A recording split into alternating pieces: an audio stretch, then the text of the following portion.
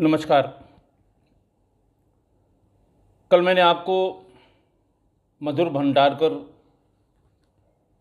की हत्या की साजिश या सुपारी लेने के संबंध में इनकम्प्लीट इन्वेस्टिगेशन की जो कड़ियाँ जुड़नी थीं उनमें से एक ज़रूरी कड़ी को हरदोई से गिरफ़्तार करा के दिल्ली पुलिस मुंबई पुलिस को हैंडओवर किया था, इसके बारे में बताया। और दूसरा, कुख्यात अपराधी ज्वाला यादव, जिसका जो कार्यक्षेत्र था वो पूर्वी उत्तर प्रदेश में बलिया, देवरिया और बिहार में और झारखंड में, जिसका बहुत आतंक था, उसके एनकाउंटर के बारे में बताया। मैंने कल ये भी कहा था कि मैं इन एनकाउंटर से इतर कुछ बातें आपको बताऊंगा आज के लिए। मैं चूँकि सिलसिलेवार यानी डेट वाइज अपने पहले नौकरी के पहले दिन से जो हमारी पुलिस की यात्रा है उसमें क्राइम के साथ अपने अनुभव और जो इंसिडेंट हुए हैं उनको साझा कर रहा हूँ। तो इस कड़ी में पहले मैं जिस घटना का जिक्र करना चाह रहा था उससे पहले एक और एनकाउंटर की बात मैं बहुत संक्षेप में बता दूं। अब मैं एक एक पार्ट में दो दो तीन तीन घटनाओं का जिक्र इसलिए कर रहा हूं क्योंकि फिर ये सिलसिला बहुत लंबा हो जाएगा और उबाऊ हो जाता है, फिर लोगों का इंटरेस्ट ख़त्म हो जाता है और मुझे भी एक एक एपिसोड में सिर्फ एक एक घटना करने में शायद बहुत वक्त लग जाए। उस समय 2000 से शुरू होकर 2004-05 तक, यहाँ आप समझ लें 98 से लेकर 2005 तक जेल अधिकारियों पर बहुत हमले हुए और जेल अधिकारियों की हत्याएं की गईं। सबसे बड़ी हत्या मैंने आपको पिछले एपिसोड्स में बार बार जिक्र किया है कि 98 में जेल अधीक्षक लखनऊ जेल श्री R.K. तिवारी की हत्या हुई थी राजभवन के सामने, और उस दिन हुई थी जिस दिन पुलिस सप्ताह चल रहा था और पूरे प्रदेश भर के वरिष्ठ पुलिस अधिकारी लखनऊ में जमा थे और राजभवन में एक कार्यक्रम में उनको शामिल होना था। उसी वक्त DM साहब के यहाँ से एक मीटिंग अटेंड करके वापस आते समय ठीक हज़रतगंज चौराहे से थोड़ा आगे श्री R.K. तिवारी की हत्या हो गई थी। उसके बाद ये हत्या का सिलसिला धीरे धीरे करके जेल के भीतर बंद जो घोर घनघोर अपराधी थे उन पे जब जब शिकंजा कसा गया, जैसे कि वो ये चाहते हैं कि जेल के भीतर उनको सारी सुविधाएं उपलब्ध कराई जाएं। उन्हें वहाँ उस ज़माने में कूलर बहुत प्रचलन में था, कूलर एक तो अलग बैरक में रखा जाए, कूलर उपलब्ध कराया जाए, घर का खाना या खाना बनाने वाले की सुविधा दी जाए, जेल का खाना नहीं खाएंगे। इस प्रोसेस में उनकी इस फरमाइश में जो आड़े आता था वो जेल के बाहर उनकी हत्या हो जाती थी। ऐसी ही एक हत्या आजमगढ़ जेल के बाहर हुई और जिनको गोलियों से मारा गया वो जेलर थे श्री दीप सागर। ये घटना हुई थी 4 अगस्त 2005 को। बहुत सनसनीखेज घटना थी। आप समझ सकते हैं कि जेल अधिकारियों का जीवन कितना दुरूह हो जाता है, भीतर और बाहर में सामंजस्य। जरा सा चूक हो जाए तो कैदियों के फरार होने की बात हो जाए, जरा सा चूक हो जाए तो उनको अदालत तक पहुंचाने और अदालत से वापस लाने में दिक्कत हो जाए, जरा सा चूक हो जाए तो जेल के भीतर हत्या जैसी बड़ी और संगीन अपराध की घटना भी कई एक उत्तर प्रदेश में उसी समय में घटी थी। दीप सागर को गोलियां मारी गईं, बुरी तरह घायल हुए और उनका हर संभव इलाज सरकार और जेल डिपार्टमेंट की तरफ से किया गया, लेकिन 22 अगस्त 2005 को उनकी अस्पताल में मृत्यु हो गई। जिस अपराधी के ऊपर ये शक किया गया, जब विवेचना शुरू हुई, बातें धीरे धीरे खुलने लगीं, तो ये पता लगा कि इसके मारने में भीतर से एक बड़े अपराधी का हाथ है और मारने वालों में शेर उर्फ तैयब पुत्र तौहीद, जो मंचोभा गांव का रहने वाला कोतवाली आजमगढ़ का है, उसके द्वारा ये हत्या कारित की गई है। जैसे ही ये पता लगा वैसे ही इस पर उस समय का जो सबसे अधिक इनाम रखा जाता था फरार बदमाशों पे 20,000 रुपये वर्ष 2005 में 20,000 रुपये, आज की तारीख में ये 5 लाख रुपए के इनामी बदमाशों के बराबर है। इस पर 20,000 का इनाम रखा गया और एसटीएफ की एक टीम को सरकार की तरफ से, डीजी ऑफिस की तरफ से ये कार्य दिया गया कि आप प्रत्येक दिशा में इसका पता लगाएं, क्योंकि जेल अधिकारियों में भय का वातावरण है। जेल अधिकारी अपनी शासकीय जो उनके दायित्व हैं उनको निर्वहन करने में बड़ा भय महसूस कर रहे हैं। एसटीएफ में हेडक्वार्टर में एक टीम पूरब के लिए श्री विजय भूषण साहब के नेतृत्व में भेजी गई और पूर्वी उत्तर प्रदेश में पहले उसके बारे में सारी जानकारियां इकट्ठा की गई और 1 महीने के सतत प्रयास के बाद जब मैंने आपको बताया था कि हम लोग उस समय मोबाइल नंबर बेस्ड इंफॉर्मेशन इकट्ठा करते थे और उसी के आधार पर अपराधियों का पीछा करते थे। हेडक्वार्टर की टीम मोबाइल के नंबर्स को अच्छी तरह से स्कैन करके और उनसे जितने परम्यूटेशन कॉम्बिनेशन उसमें हो सकते हैं वो सब निकाल के, और फिर कितना भी चालाक अपराधी उस समय रहा हो जो हर कॉल के लिए अपना सेट और मोबाइल का सिम बदलता रहा हो, उसको भी ट्रैक किया गया और उसके अंजाम तक पहुंचाया गया। ऐसा ही शेरू के साथ भी हुआ। टीम ने इसको ट्रैक करना शुरू किया और फिर अंत में 5 अक्टूबर 2005 को 4 अगस्त को श्री दीप सागर पे हमला हुआ था, 22 अगस्त को उनकी अस्पताल में मृत्यु हो गई थी और 5 अक्टूबर 2005 को आजमगढ़ में ही सैयद शेरू उर्फ तैयब सन ऑफ तौहीद, इनकी पुलिस की टीम से मुठभेड़ हो गई और मुठभेड़ में ये 20,000 का इनामी मारा गया। ये उस समय की होने वाली घटनाओं में से एक घटना थी। मैंने आपको इसके पहले के 4-5 एपिसोड्स में ये बताया है कि किस तरह से उस समय के जो घोर अपराधी, ऐसे अपराधी जिनका बहुत आतंक एक से ज़्यादा ज़िलों में हो गया था, जो किराए पर हत्या कर रहे थे, जो बड़ी किडनैपिंग्स कर रहे थे, उनकी एसटीएफ से मुठभेड़ हुई और एक एक करके सब अकाउंट फॉर किए गए। इसके बाद जिस घटना का जिक्र मैं करना चाह रहा था, जिस घटना के बारे में मैं बता रहा था कि एनकाउंटर से इतर मैं कोई बात, कोई घटना उस समय जो घटी थी उसके बारे में बताना चाहूँगा। एक घटना हुई 26 फरवरी 2006 को। उस दिन रेलवे रिक्रूटमेंट बोर्ड के समूह घ की परीक्षा थी। यह परीक्षा पूरे देश में एक साथ आयोजित की गई थी। यह परीक्षा 3 चरणों में आयोजित की जानी थी। पहला चरण जनवरी में हो चुका था और दूसरा चरण 26 फरवरी 2006 को आयोजित होना था। लखनऊ में इसके कुल 21 केंद्र बनाए गए थे, जिनमें बहुत बड़ी संख्या में, आप अंदाज़ लगाएं कि जब 16 लाख अभ्यर्थी समूह घ की परीक्षा में अपीयर हो रहे थे, वो भी पूरे देश से, तो लखनऊ में भी काफ़ी भीड़ भाड़ रही होगी। समूह घ के जिन पदों के लिए ये परीक्षा थी उसमें गैंगमैन, खलासी, चपरासी, चतुर्थ श्रेणी कर्मचारी, इन पदों के लिए ये परीक्षा हो रही थी। सरकारी नौकरी पाना बहुत कठिन काम है, जैसा कि आप जानते हैं।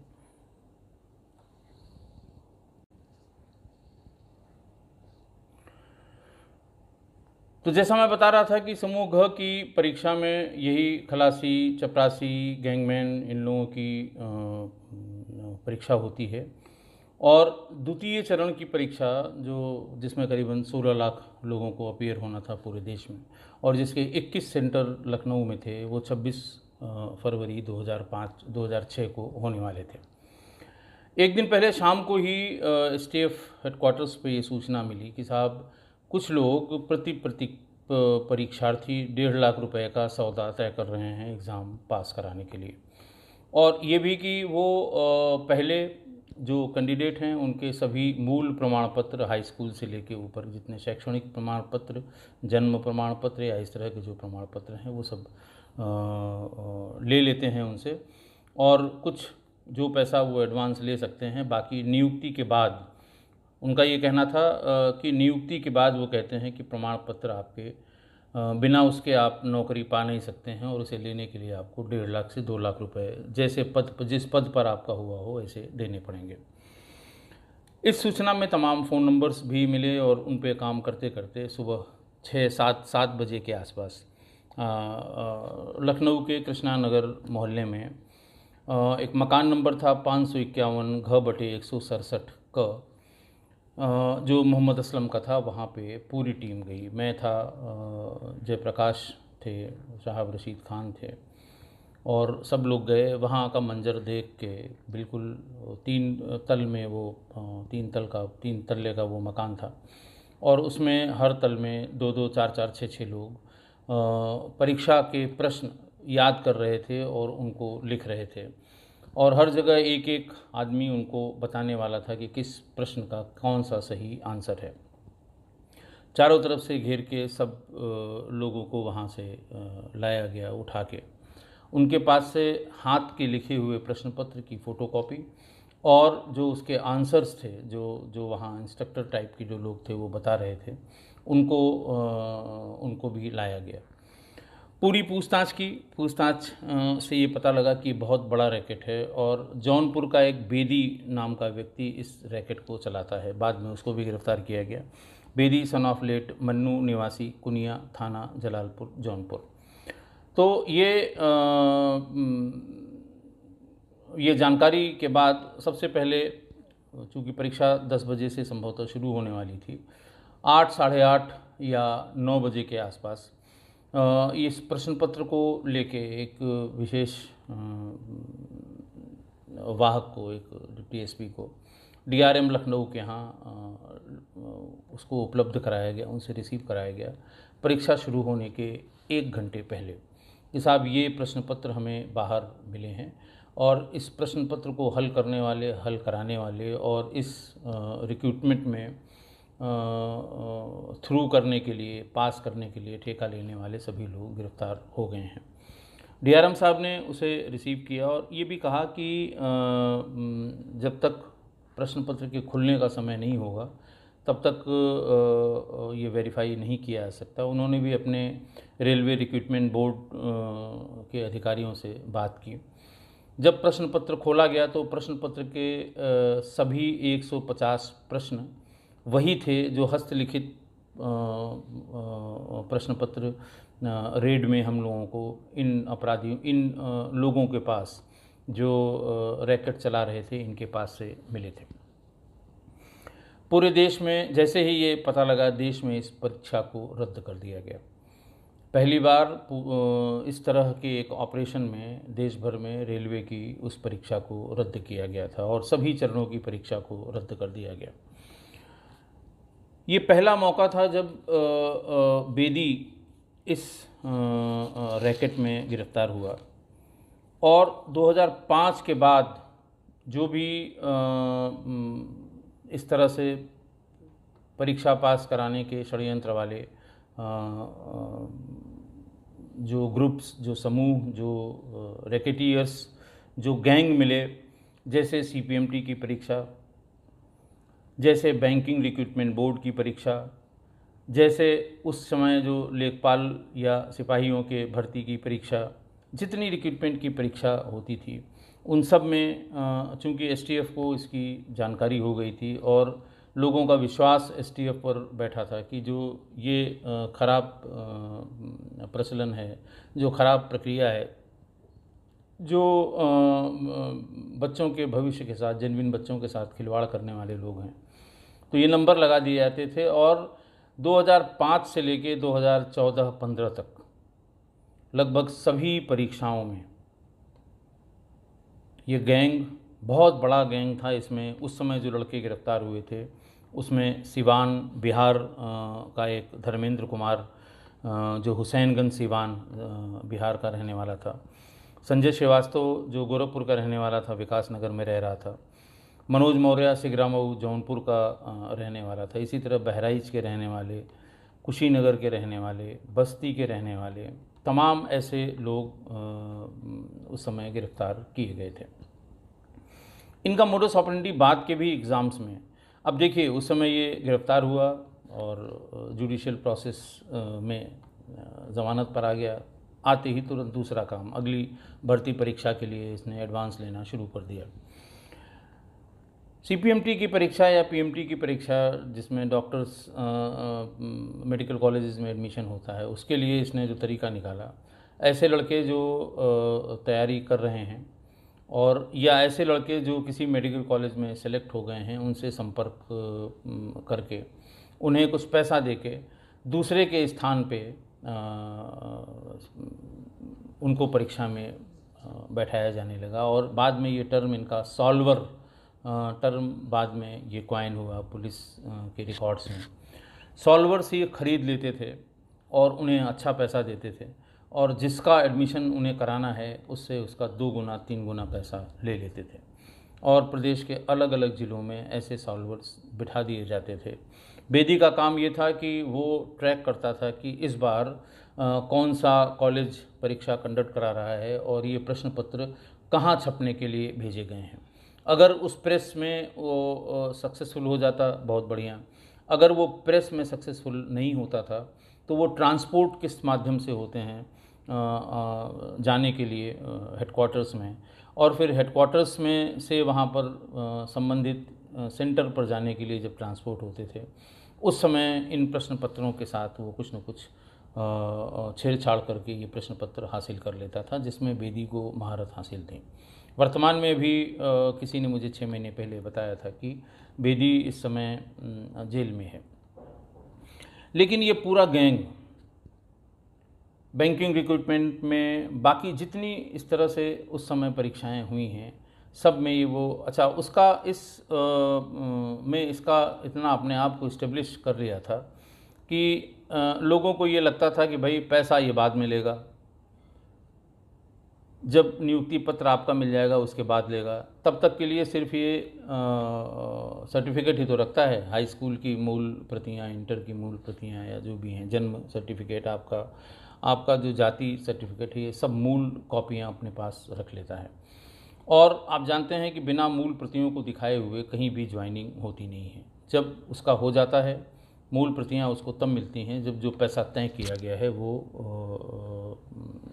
वो ले लेता था, उसका गैंग पूरा पैसा ले लेता था।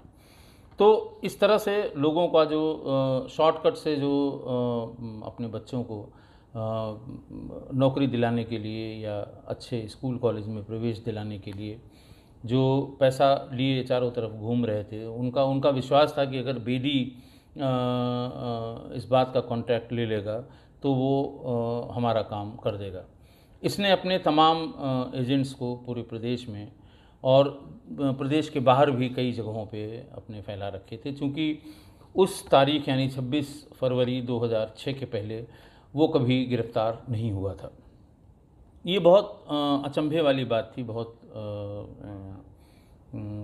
जिसको कहते हैं आश्चर्यचकित करने वाली बात थी कि अभी तक ये पकड़ा नहीं गया और पता नहीं कितने लोग इस तरह से फर्जी रूप से जो उसमें संबंधित नौकरी में या प्रवेश में जिनको प्रवेश नहीं मिलना चाहिए, जो वास्तव में इसकी योग्यता नहीं रखते हैं, वो चले भी गए और हो सकता है पास आउट भी हो गए हों। इसके बाद से बराबर पुलिस की नज़र बेदी पर रहने लगी। लेकिन ये जेल में रह के भी इसके जो गुर्गे थे, कई अलग अलग प्रतियोगी परीक्षाओं में इसके गुर्गों को भी अरेस्ट किया गया, जिनके द्वारा यही काम जो बेदी करता है वो बाहर रह के किया जाता रहा। आप अगर नेट पर सर्च करेंगे तो आपको ये मिल जाएगा कि उस समय में 2005 के बाद से लेके 15 तक जितनी भी पेपर लीक के मामले उत्तर प्रदेश में हुए होंगे, जितने भी, उन सब में कमोबेश 1-2 को छोड़कर इसी गैंग का नाम आया होगा। मैं बार बार इस बात को रिपीट करता हूँ कि चाहे इस तरह के अपराधी हों जो गैंग बनाकर जिन छात्रों में, मेहनती छात्रों में जिनके पास योग्यता है, जिनके पास मेधा है, जिनके पास दिमाग है, जिन्होंने मेहनत की है, उनको उनके प्रॉस्पेक्ट्स को ब्लॉक करके उनकी प्रतिभा को छिपा के ऐसे लोगों को जिनके अंदर ये सब कुछ नहीं है, पैसा लेकर उन्हें इस तरह से वहाँ पर जहाँ पर वो जाना चाहते हैं वहाँ पर उनको एंट्री दिला दी जाती है। मैं जो इंसिस्ट कर रहा हूँ कि जैसे पिछले दिनों जिन अपराधियों के बारे में मैंने बताया कि 92 से 93 से 94 से लगातार हीनियस क्राइम करते रहने के बावजूद, मुकदमे लिखे जाने के बावजूद, जेल से हो के आने के बावजूद उन्होंने अपने काम को बंद नहीं किया, क्योंकि उनको ये लगता था कि हम सिस्टम को कहीं न कहीं दबा लेंगे, हम सिस्टम में कहीं न कहीं लूप होल निकाल लेंगे, हम सिस्टम के लूप होल्स को जानते हैं और हम फिर वापस आके हमारा क्या होगा, हमारा कोई कुछ नहीं कर सकता। ठीक है, हम एक जगह पकड़ गए, 4 जगह नहीं पकड़े गए। इसी तरह ये 2005 के बाद से बेदी ने शुरू किया था और बहुत लंबे समय तक तमाम पेपर लीक्स के मामले में वो मुलजिम रहा, गिरफ्तार हुआ और जेल गया। आप ये भी देखेंगे कि 2015 के बाद से इस तरह से संगठित गिरोहों द्वारा बड़ी संख्या में पैसा लेकर इस तरह की प्रतियोगी परीक्षाओं में या जो नौकरी के लिए जो परीक्षाएं होती थीं उन सब में अपेक्षाकृत पहले से पेपर लीक के मामले बहुत कम आए हैं। हर एक बार ये सॉल्वर्स, पहले तो ये देखिए उस समय व्हाट्सएप नहीं थे, कोई साधन नहीं था, तो ये फ़ोटो कॉपी करके ये जहाँ से मंगाते थे उसको ट्रेवल करके ले आते थे। उसे मेल का भी उतना प्रचलन नहीं था, मौके तक पहुँचाते थे, वहाँ फ़ोटो स्टेट कॉपी की दुकान पे इसका प्रिंट निकलवाते थे। पहले ऐसा होता था कि बोर्ड के एग्ज़ाम या बाकी किसी एग्ज़ाम में सवेरे सवेरे पुलिस की ड्यूटियाँ नकल रोकने के लिए फ़ोटो स्टेट कॉपीर्स की दुकानों पे लगाई जाती थी कि ऐसा तो नहीं है सवेरे कोई आंसर्स फ़ोटो कॉपी कराने ले आए, कोई क्वेश्चन पेपर फ़ोटो कॉपी कराने ले आए। ये पूरे प्रदेश में होता था, क्योंकि उसके अलावा दूसरा कोई साधन नहीं था इसके स्प्रेड को रोकने के लिए। सपोज़ करिए किसी को एक प्रश्न पत्र मिल गया और उसे वो 2-2 लाख, 3-3 लाख, 5-5 लाख में बेच रहा है, तो वो फ़ोटोकॉपी ही कराएगा और कहीं न कहीं ये फ़ोटोकॉपी कराई जाएगी। तो उसके बारे में स्थानीय पुलिस सतर्क रहती थी कि फ़ोटो स्टेट्स की जो दुकानें हैं और कहीं-कहीं जहाँ बहुत बड़ी संख्या में शहरों में दुकानें थीं, वहाँ पहले से ही जाके फ़ोटो कॉपी की दुकानों को बंद करा दिया जाता था कि एग्ज़ाम शुरू होने के 1 घंटे बाद ही आप खोल पाएंगे, उसके पहले आप फ़ोटोकॉपी की दुकानें नहीं खोलेंगे और अगर दुकानें खुली हुई मिल गई तो उनके विरुद्ध कार्रवाई की जाएगी।